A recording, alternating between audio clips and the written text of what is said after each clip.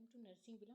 Friends, आज की video में हम लेकर आए हैं नेक्स्ट जो भी टॉपिक है हमारा मेडिकल सर्जिकल नर्सिंग का, जो कि है पल्मोनरी ट्यूबरक्लोसिस।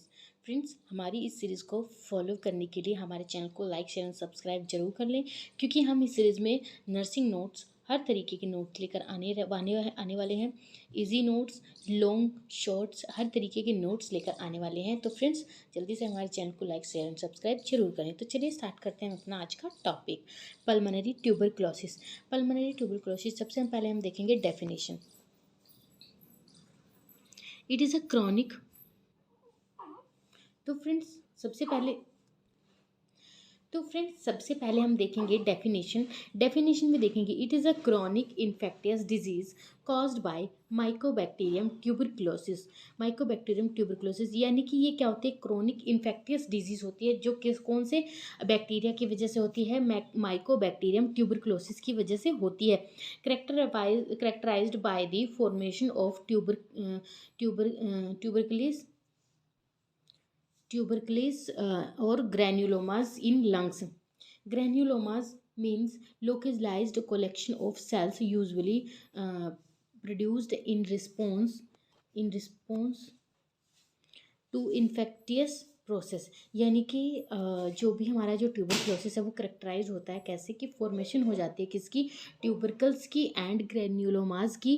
कहाँ पर, लंग्स के अंदर। अब इन्होंने बताया कि ग्रेन्युलोमास क्या होते हैं, means localized collection of cell, यानी कि सेल की लोकलाइज्ड कलेक्शन हो जाती है, यूजुअली प्रोड्यूस इन रिस्पॉन्स, जो कि कैसे प्रोड्यूस होते हैं, रिस्पॉन्स ऑफ इन्फेक्टियस प्रोसेस, यानी कि कोई भी इन्फेक्शन होता है उसकी रिस्पॉन्स में ये प्रोड्यूस्ड होते हैं। It may be transmitted to other body parts such as meninges, bones, kidney and nodes, यानी कि हमारा एक पार्ट से दूसरे पार्ट में भी ये ट्रांसफ़र हो सकते हैं। जो भी हमारे मेनिंजेस हैं वहाँ पर, बोन्स में, किडनी में या फिर नोड्स के अंदर भी ये ट्रांसफ़र हो सकते हैं। देखिए फ्रेंड्स, इस इमेज में माइक्रोस्कोपिक व्यू दिखाया है अफेक्टेड लंग्स, जिसमें पल्मोनरी ट्यूबरक्लोसिस हो रखा है। उस लंग्स का एक माइक्रोस्कोपिक स्ट्रक्चर, छोटा सा पार्ट दिखाया है, जिसमें लंग्स किस तरीके से इन्फेक्टेड हैं या फिर अफेक्टेड हैं। नेक्स्ट देखेंगे हम कॉजेज़ एंड एटियोलॉजी में देखेंगे इसके कॉजेज़ क्या क्या होते हैं। Mycobacterium tuberculosis by air droplets, यानी कि एयर की वजह से, by exposure with person who is infected to prolonged and close frequent, यानी कि जो पहले से ही इन्फेक्टेड है, प्रोलॉन्ग्ड इन्फेक्टेड है, उनसे भी ये हो सकता है, 1% टू अनदर पर्सन भी ट्रांसफ़र हो सकता है। रिस्क फैक्टर क्या होते हैं, malnutrition, excessive alcohol addition, यानी कि माल न्यूट्रिशन वाले पर्सन को हो सकता है, एक्सेसिव अल्कोहल एडिक्टर को हो सकता है, infant and children under 5 age, जो भी इन्फेंट या फिर चिल्ड्रन अंडर 5 ईयर एज हैं उनको भी हो सकता है। नेक्स्ट देखेंगे इम्यूनोसुप्रेसिव क्लाइंट्स। HIV इन्फेक्टियस को हो सकता है, पुअर हेल्थ, जिसकी हेल्थ यानी कि इम्यूनिटी वगैरह वीक है या फिर अंडर न्यूट्रिशन है, उसको भी हो सकता है। एंड स्मोकिंग, जो स्मोकिंग करते हैं उनको बहुत ज़्यादा चांसेस होता है कि लंग में पल्मोनरी ट्यूबरक्लोसिस हो जाता है। देन हम देखेंगे क्लिनिकल मैनिफेस्टेशन में देखेंगे फ्रेंड्स, इन पल्मोनरी टीबी यानी कि पल्मोनरी ट्यूबरक्लोसिस में हम देखेंगे patient is free from symptoms. Pulmonary tuberculosis के टाइम पे जो पेशेंट होता है फ्री फ्रॉम सिम्टम्स, यानी कि कोई सिम्टम्स नहीं शो होते अर्ली स्टेजेस में, जैसे कि जो भी स्टेज होती है, अर्ली स्टेज होती है, उसमें कोई भी सिम्टम्स आपको शो नहीं होंगे।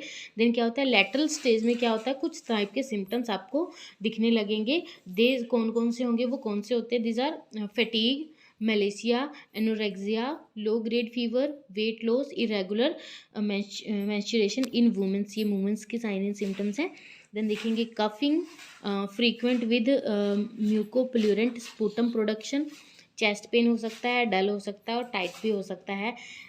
हीमोप्टाइसिस इन एडवांस स्टेजेस, जब एडवांस स्टेजेस होते हैं उसमें क्या होता है, हीमोप्टाइसिस हो सकता है। इन एक्यूट फेज में क्या होता है, टीबी की हाई फीवर हो सकता है, चिल्स हो सकता है, प्लूरिटिक पेन हो सकता है, प्रोडक्शन ऑफ कफ भी हो सकता है।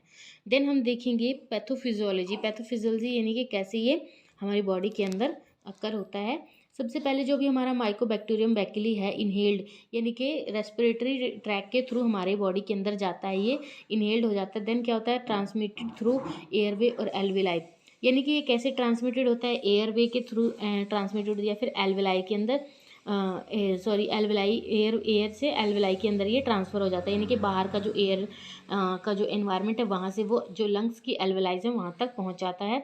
देन क्या होता है मल्टीप्लिकेशन, तब इसका मल्टीप्लिकेशन स्टार्ट हो जाता है, यानी कि वहाँ पे बैक्टीरिया की मल्टीप्लिकेशन, बहुत सारे बैक्टीरिया होने लग जाते हैं। देन क्या होता है transfer of lymph system and blood stream in cerebral cortex kidney bones.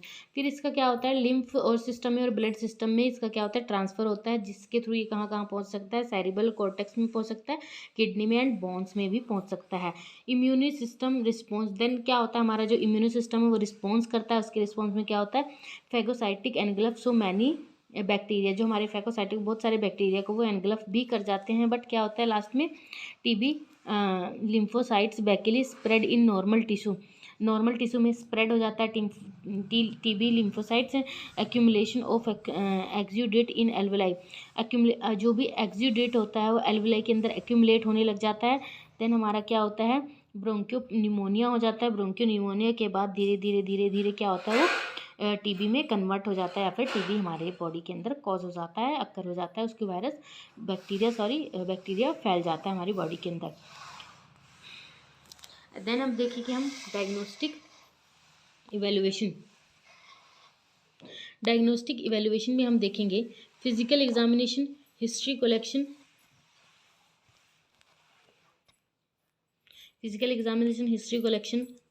chest x-ray, presence of nodular patches, sputum test, presence of acid fast bacilli, Montex tax, tuberculin injected intradermal blood test, increased WBC ESR, complication में क्या था plural effusion होता है, TB, pneumonia, medical management में क्या होता है क्या क्या कर सकते हैं broad spectrum antibiotics and antimicrobial are used, यानी कि एंटीबायोटिक्स और एंटीमाइक्रोबियल यूज़ करते हैं। These drugs are divided into two categories, primary agents, secondary agents, दो कैटेगरी में डिवाइडेड है प्राइमरी और सेकेंडरी में। प्राइमरी में हम देखेंगे, प्राइमरी एजेंट्स में हम देखेंगे फर्स्ट है हमारा प्राइमरी एजेंट में देखेंगे these agents are start still report of culture and sensitivity reaction of patient. ये जो एजेंट्स होते हैं आर स्टार्ट्स होते हैं कहाँ तक till report of culture and sensitivity reaction of the patient. Then हम देखेंगे मेडिकेशंस में क्या आता है isoniazid rifampicin and ethambutol, streptomycin, pyrazinamide, doses भी दी गई हैं आप देख लीजिएगा, एंड रूट भी इसमें दिए गए हैं हमारे ये मैनेजमेंट में, हम मेडिकल मैनेजमेंट या फिर फार्माकोलॉजिकल मैनेजमेंट में ये चीज़ें दे सकते हैं। देन आता है हमारे सेकेंडरी एजेंट में क्या आता है capreomycin and kanamycin, PASA, para amino salicylic acid, cycloserine. Then हम आता है नर्सिंग मैनेजमेंट में हम देखेंगे assess anxiety level of patient का एंजाइटी लेवल असेस करेंगे, assess airway of patient, assess nutritional level of patient, check self care capacity, assess educational level of patient. Then देखेंगे हम nursing diagnosis and implementation. Anxiety related to knowledge deficient, अगर patient को anxiety है किसी क्योंकि उसको TB की knowledge नहीं है उसकी वजह से इसको बहुत सारी एंजाइटी है, देन उसके लिए हम क्या करेंगे nursing interventions, provide proper knowledge about disease condition causes sign and symptoms, preventive measures and treatment, provide psychological support to the patient, we should give answer to the questions of patient, यानी कि patient जो भी पूछता है उसका अच्छे से answer करना है। देन देखेंगे हम ineffective airway clearance. Nursing interventions में क्या आएगा we should give upright position on chair और bed for airway clearance, promote the patient for deep breathing exercise, encourage rest and avoidance of exertions of acutile ill। Then आता है हमारा imbalance nutrition less than body requirement related to poor appetite fatigue और productive cough. Nursing intervention में हमारा आता है we should provide well balanced diet to patient, encourage for vitamin supplements and high protein as well as high calories diet to patient, vitamin B6 pyridoxine helpful to prevent peripheral neuropathy in patient taking INH। Then आता है हमारा health education. Health education देंगे client education में हम क्या देंगे, the nurse should teach to the client as follows: TB is infectious but it may be cured or arrested if you take your medications as prescribed। यानी कि TB infection जो भी है वो क्योर्ड कर सकते हैं अगर हम अपनी मेडिकेशंस अच्छे से लें जैसे कि हमें प्रिस्क्राइब की गई हैं। TB is transmitted by droplet infection and is not carried on articles such as clothing, book और eating utensils। यानी कि जो टीबी का जो बैक्टीरिया है ये जो भी होता है ये एयर में होता है, यानी कि ड्रॉपलेट जो कि हम बोलते हैं, छींकते हैं, खांसते हैं, तब हमारे मुंह से जो भी ड्रॉपलेट निकलती हैं उनके उसमें ये बैक्टीरिया ट्रांसफ़र होता है, ना कि जो भी थिंग्स होती हैं जैसे लाइक क्लोथ, हमारे कपड़ों पे, बुक्स पे, ईट जो भी हमारे बर्तन वगैरह तो उन पे ये नहीं होता। देन आता है हमारा cover your nose and mouth when coughing, laughing and sneezing. यानी कि जो भी इन्फेक्टेड पर्सन हैं या फिर नॉर्मली भी हमें क्या अपना जो भी नोज़ वगैरह कवर कर लेनी चाहिए ड्यूरिंग कफिंग, लाफिंग, खांसते वक्त या छींकते वक्त मुंह पे हाथ रखना चाहिए। Wash your hands very carefully after any contact with body substances, mask और soil tissue, sputum is highly contaminated, cough into proper tissue and dispose of them properly. यानी कि हमें क्या करना है, वॉश करना है हमारे हैंड्स को बहुत अच्छे से केयरफुली, ऐसा नहीं है बिल्कुल हल्के में साफ कर लेना, नहीं, बहुत अच्छे से क्लीन करना हम अपने हाथों को विद बॉडी सब्सटेंसेस, यानी कि जो भी बॉडी के सब्सटेंसेस वगैरह हैं लाइक ड्यूरिंग जब भी हम एक्सरीट जो भी वेस्ट एक्सरीट करते हैं देन उसके बाद अच्छे से उसको साफ करना है हाथों को। देन क्या करना है, हमें मास्क वगैरह लगा के रखना है, वेयर करना है, सॉइल टिश्यू जो भी हैं उनको भी अच्छे से डिस्कार्ड करना है। स्पूटम जो होता है हाईली कंटेमिनेटेड होता है उसको भी अच्छे से डिस्कार्ड करना है, ऐसे ही कहीं पे भी खुले में स्पूटम नहीं फेंकना। कफ इनटू प्रॉपर टिश्यू एंड क्या करना है, जो प्रॉपर टिश्यू होते हैं उसमें कफ करना, हमें हाथ में भी नहीं करना और उनको अच्छे से क्या करना है, डिस्पोज कर देना वहीं पर अच्छे तरीके से। देन क्या करना है, wear mask in appropriate situation when advise make sure they are tight fitting and change them frequently। यानी कि मास्क को अच्छे से पहनना है हर अप्रोप्रिएट सिचुएशन पे जब एडवाइस किया गया हो, और क्या करना है कि जो भी आपका मास्क है वो टाइट हो, फिटिंग हो, ऐसा नहीं हो बिल्कुल नोज से नीचे या बिल्कुल ढीला ढाला नीचे गिर गया, ऐसा नहीं होना चाहिए, और उसको टाइम टू टाइम चेंज भी करते रहें।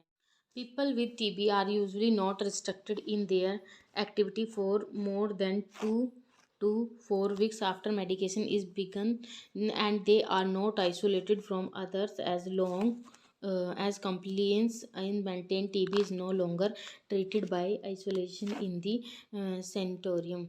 यानी कि जो भी पीपल्स होते हैं जो इन्फेक्टेड होते हैं वो रिस्ट्रिक्टेड फॉलो नहीं करते हर एक चीज़ को, जो भी उनको इंस्ट्रक्शंस दी गई हैं वो अपनी एक्टिविटीज़ को कंट्रोल नहीं करते, वो 1 2 से 4 वीक तक तो कंट्रोल करते हैं और दूसरों से दूर रहते हैं, लेकिन उसके बाद वो क्या करते हैं अपनी डेली एक्टिविटी नॉर्मल परफॉर्म करने लग जाते हैं, दूसरे लोगों से आइसोलेशन भी नहीं रखते, दूर भी नहीं रहते। देन उसकी वजह से प्रॉब्लम क्रिएट होती है एंड ये फॉलो नहीं कर पाते जिसकी वजह से वो दूसरों को भी बीमार करते हैं। ट्रीटमेंट में be necessary for a long time. Treatment बहुत लंबा चलता है और ज़रूरी होता है। Take your medications exactly as prescribed and report all side effect of your doctor. यानी कि जो भी मेडिकेशंस दी गई हैं उनको अच्छे से लेना है, टाइम टू टाइम लेना है। Do not spot the medication, और अगर कोई प्रॉब्लम हो तो उन साइड इफ़ेक्ट वगैरह तो डॉक्टर को इन्फॉर्म करना है। Then do not stop the medication for any reason without the doctor supervision. यानी कि मेडिकेशन को बीच में स्टॉप नहीं करना, अगर जब तक आपको डॉक्टर नहीं कहते या डॉक्टर को बिना बताए मेडिकेशन को स्टॉप नहीं करना, उसके भी साइड इफ़ेक्ट हो सकते हैं। तो फ्रेंड्स ये था आज का हमारा pulmonary tuberculosis topic. Next topic में यानी कि नेक्स्ट वीडियो में हम पढ़ने वाले हैं ब्रोंकिटिस। तो फ्रेंड्स नेक्स्ट वीडियो के लिए आप हमारे चैनल को लाइक शेयर एंड सब्सक्राइब जरूर करेंगे। Thank you friends.